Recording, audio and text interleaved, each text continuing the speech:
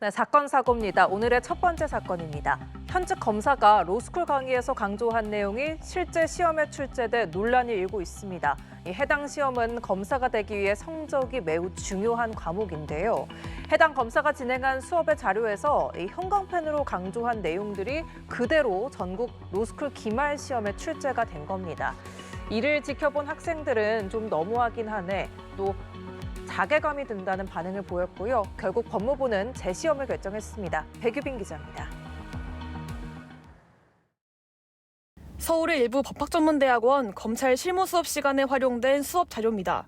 특정 죄명에 형광펜으로 색칠이 되어 있는데 이 가운데 일부가 지난달 29일 전국 25개 로스쿨에서 치러진 검찰 실무 기말 시험에 등장했습니다.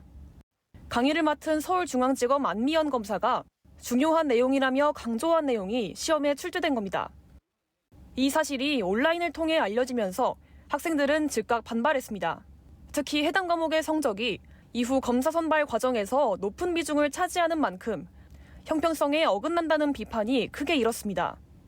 곧바로 대응에 나선 법무부는 유출 정황을 확인한 뒤 즉각 재시험을 결정했습니다.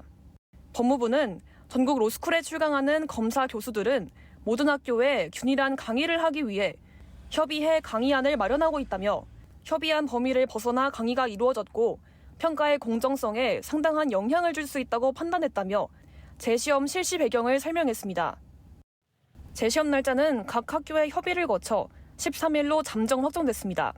재시험에 미응시할 경우 응시자보다 후순위 점수가 부여됩니다.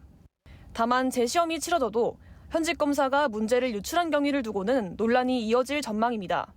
연합뉴스TV 백유빈입니다.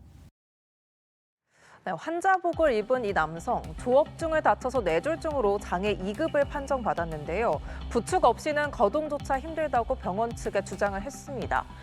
그런데 이 같은 남성이 이 도로를 양손에 짐을 가득 들고 아주 멀쩡하게 걷는데요. 회경이 이 장면을 포착했습니다. 알고 보니 선원인 이 남성은 브로커와 짜고 선원 재보장 제도를 악용해 보험금을 가로챘습니다. 브로커 일당은 선원 개인 정보를 빼낸 뒤에 더 많은 보험금을 받아주겠다고 접근해 범행을 저질렀고요. 총 23억 원을 챙겼습니다. 서승택 기자입니다. 양손에 짐을 든 채 도로를 건너는 한 남성. 이 남성은 조업 중 다쳐 우측 편마비로 장애 2급 판정을 받았습니다. 거동조차 힘들다고 주장했지만 멀쩡히 걸어다니는 모습이 해경에 포착됐습니다. 지난 2019년부터 2024년까지 가짜 노무사 행세를 하며 선원들의 장애 등급 진단서 39건을 위조해 23억 원의 보험금을 챙긴 브로커 A씨 등이 해경에 붙잡혔습니다.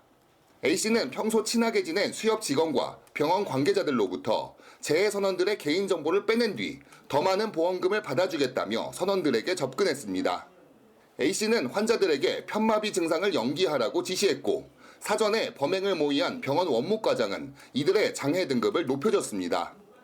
보상금을 많이 받게 해줄 테니 20-30% 정도의 성공 보수료를 요구하게 됩니다. 이렇게 계약이 성사가 되면 브로커 A씨는 사전에 모의된 병원 원무과장에게 의사의 진단서와 소견서를 위조를 부탁하게 됩니다. 이런 수법으로 타낸 보험금 23억 원 가운데 A씨는 5억 6천만 원을 챙겼습니다. 의사협의체 판정이 완전히 도입되지 않은 선원재해보험의 허점을 악용한 범행으로 국고 약 3억 5천만 원, 지방비 약 2,700만 원의 세금이 손실된 것으로 파악됐습니다. 해경은 A씨를 구속 송치하고 범행에 가담한 병원 원무과 직원과 수협 직원 등 10명을 불구속 송치하는 한편 부정수급 선원들을 상대로 보험금 환수 소송을 진행한다는 계획입니다. 연합뉴스TV 서승택입니다.